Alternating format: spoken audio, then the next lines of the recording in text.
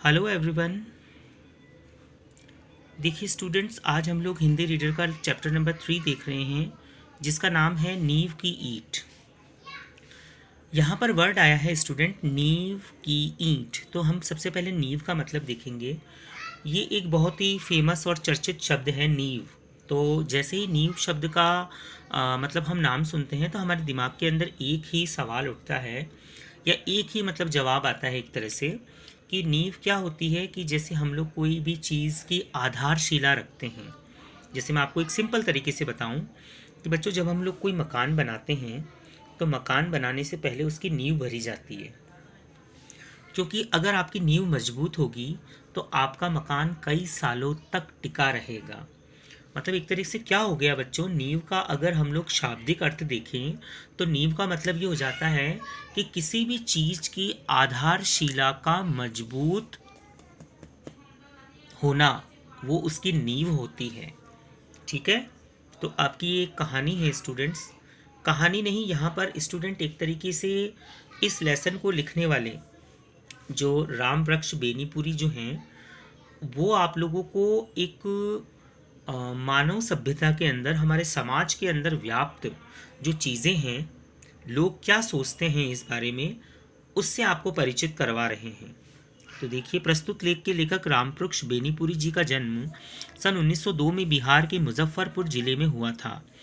भाटी की मूर्तें, मील के पत्थर, गेहूं बनाम गुलाब, लाल तारा आदि रचनाओं के रचनाकार इस श्रेष्ठ साहित्यकार, संपादक और स्वतंत्रता सेनानी ने 7 सितंबर सन 1968 को देह त्यागी थी। 1902 में इनका जन्म हुआ था, 1968 में इनकी मृत्यु हुई थी। प्रस्तुत लेख में बेनीपुरी जी ने नींव की ईंट का उदाहरण देते हुए ये संदेश दिया है कि देश के निर्माण के लिए, देखिए यहाँ पर आपको ये लेसन क्यों समझाया जा रहा है बच्चों, देश के निर्माण के लिए बलिदान और त्याग की आवश्यकता है, न कि दलबंदी और दिखावे की। स्टूडेंट्स, कवि जो बेनीपुरी जी हैं वो आपको क्या सिखाना चाहते हैं कि आपको देश के निर्माण के लिए बलिदान और त्याग की आवश्यकता है, न कि दलबंदी और दिखावे की। क्योंकि बच्चों, आजकल आप लोगों ने देखा होगा, सर आपको एक उदाहरण देते हैं, एक एग्जाम्पल देते हैं। आजकल बहुत कम बजट के अंदर एक छोटी सी जगह के ऊपर बहुत हाईफाई मकान जो होता है, दिखने में सुंदर भी दिख रहा है आपको, आप उसके अंदर एंटर करते हैं तो आपको टाइल्स लगी हुई दिखती है, सब कुछ होता है, लेकिन वो आपको सस्ते के अंदर क्यों दे रहा है? क्योंकि उसने नींव को कमज़ोर भरा है, उसने पैसे कम खर्च किए हैं, दिखावा ज़्यादा कर दिया, चकाचौंध ज़्यादा कर दी। क्योंकि आजकल लोगों को चकाचौंध पे विश्वास ज़्यादा होने लग गया है ना, कि चकाचौंध जहाँ पे होगी तो लोग उसकी तरफ आकर्षित होंगे। लेकिन हमें क्या करना होता है स्टूडेंट्स, जो सही और समझदार इंसान होता है वो क्या करता है, उस चकाचौंध की तरफ विश्वास नहीं करता है, और वो क्या करता है, आपकी नींव की तरफ जाता है कि एक तरीके से बेस जो होता है, बेस कितना मजबूत होगा। क्योंकि बचपन के अंदर, जैसे आप बच्चे हैं तो आज बचपन के अंदर आप लोगों का अगर बेस मजबूत होगा तो आगे आपको बहुत कम देखने की ज़रूरत पड़ेगी, क्योंकि आपकी नींव मजबूत हो चुकी है। अब आपको सिर्फ आगे स्टेप बाय स्टेप चलना है। और जिसकी नींव ही कमज़ोर हो जाती है, उसको चाहे ज़िंदगी के 20 साल अगर कोई देखता है तो भी उसके लिए कम होता है। तो चलिए हम लोग लेसन पढ़ेंगे। कवि क्या कहता है कि वह जो चमकीली सुंदर सुघड़ सी इमारत है, वह किस पर टिकी है? इसके कंगूरों को आप देखा करते हैं, क्या कभी आपने इसकी नींव की ओर ध्यान दिया? दुनिया चमक दमक देखती है, ऊपर का आवरण देखती है, आवरण के नीचे जो ठोस सत्य है उस पर कितने लोगों का ध्यान जाता है? वही बात आ गई ना स्टूडेंट, लोग दुनिया क्या करते हैं, ऊपर की चमक धमक देखते हैं, अरे इस मार्केट के तो देखो कितने सुंदर कांच लगे हुए हैं। लोगों का ध्यान नींव की तरफ नहीं जाता है कि नींव कितनी मजबूत भरी गई होगी। ठोस सत्य सदा शिवम होता ही है, किंतु वह हमेशा सुंदर भी हो यह आवश्यक नहीं। सत्य कठोर होता है, कठोरता और भद्दापन साथ साथ जन्मा करते हैं, जिया करते हैं। हम कठोरता से भागते हैं, भद्देपन से मुख मोड़ते हैं, इसीलिए सत्य से भी भागते हैं। नहीं तो हम इमारत के गीत नींव के गीत से प्रारंभ करते। ठीक है बच्चों, वह वह ईंट धन्य है जो कट छट कर कंगूरे पर चढ़ती है और बरबस लोक लोचनों को अपनी ओर आकृष्ट करती है। किंतु धन्य है वह ईंट जो जमीन के साथ हाथ नीचे जाकर गड़ गई और इमारत की पहली ईंट बनी। क्योंकि स्टूडेंट, हम लोग जब नींव भरते हैं ना, तो नीचे गड्ढा खोद करके जो नींव भरी जाती है उसके अंदर पत्थर, सीमेंट, ईंटें, कंक्रीट, जितना हम नींव को मजबूत रखना चाहते हैं उतनी भरी जाती है। क्यों? इसी पहली ईंट पर, उसकी मजबूती और पुख्तेपन पर सारी इमारत की अस्ती नास्ती निर्भर करती है।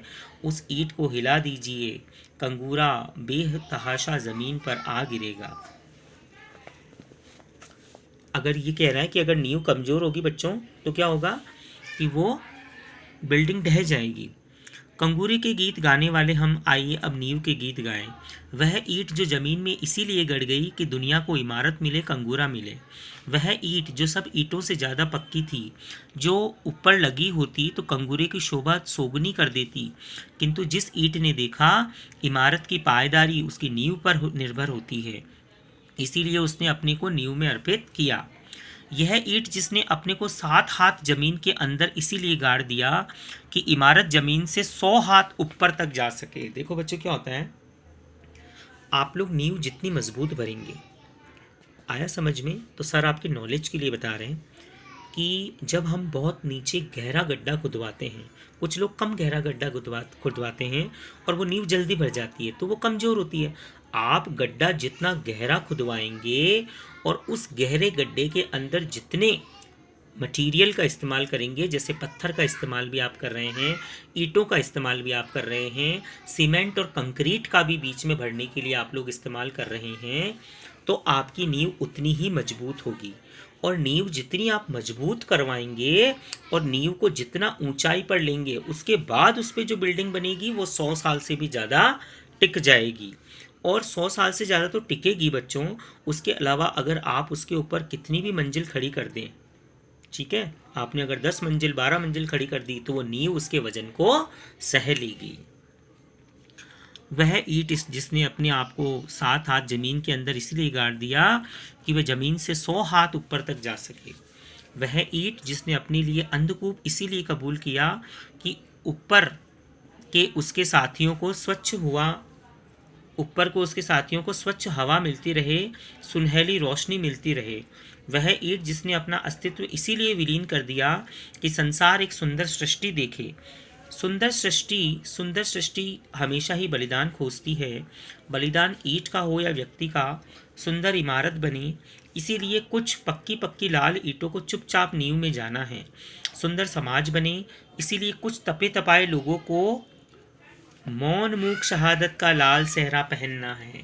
देखिए बच्चों, यहाँ पे ये लाइन क्यों लिखी हुई है? जो व्यक्ति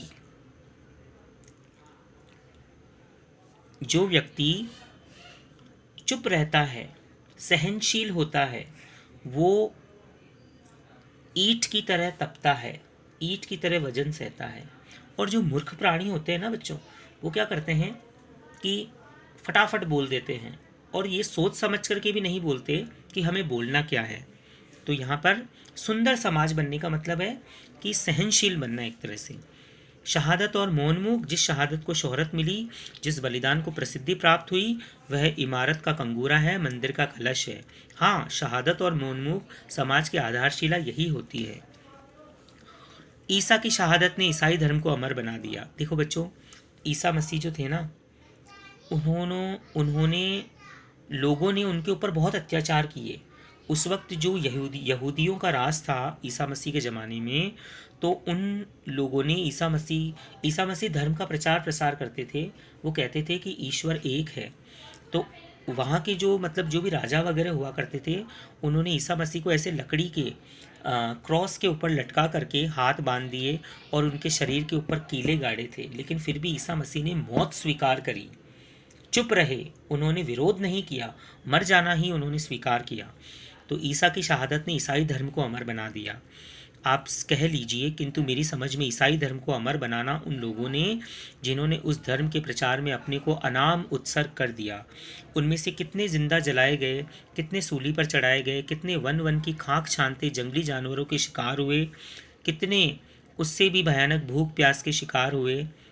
उनके नाम शायद ही कहीं लिखे गए हों, उनकी चर्चा शायद ही कहीं होती हो, किंतु ईसाई धर्म उन्हीं के पुण्य प्रताप से फल फूल रहा है। वे नींव की ईंट थे, गिरजाघर के कलश उन्हीं की शहादत से चमकते हैं बच्चों।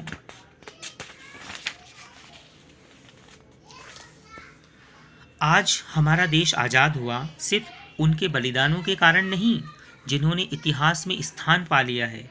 देश का शायद कोई ऐसा कोना हो जहाँ कुछ ऐसे दधीची नहीं हुए हों जिनकी हड्डियों के दान ने ही विदेशी वृक्षासुर का नाश किया।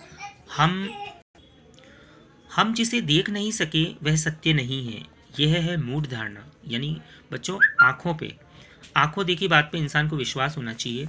ढूंढने से ही सत्य मिलता है, हमारा काम है, धर्म है ऐसी नींव की ईंटों की ओर ध्यान देना। सदियों के बाद नए समाज की सृष्टि और हमने पहला कदम बढ़ाया है। हम इस नए समाज के निर्माण के लिए नींव की ईंट चाहिए। अफसोस, कंगूरा बनने के लिए चारों ओर होड़ा-होड़ मची है। नींव की ईंट बनने की कामना लुप्त हो रही है। 7 लाख गांवों का नवनिर्माण, हजारों शहरों और कारखानों का नवनिर्माण, कोई शासक इसे संभव नहीं कर सकता। ज़रूरत है ऐसे नौजवानों की जो इस काम में अपने को चुपचाप खपा दें, जो एक नई प्रेरणा से अनुप्राणित हो, एक नई चेतना से अभिभूत, जो शाबाशियों से दूर हो, दलबंदियों से अलग हो, जिनमें कंगूरा बनने की कामना ना हो, कलश कहलाने की जिसमें वासना ना हो, सभी कामनाओं का सभी वासनाओं से दूर हो। उदय के लिए आतुर हमारा समाज चिल्ला रहा है, हमारी नींव की ईंट किधर है। देश के नौजवानों के लिए यह चुनौती है। ये बच्चों लेसन आपके लिए चुनौती है एक तरीके से, क्योंकि आप ही आगे चल कर के हमारे महान भारत देश की ईंट हैं, नींव की ईंट हैं आप लोग। आप मजबूत होंगे तो देश मजबूत होगा। आया स्टूडेंट समझ में?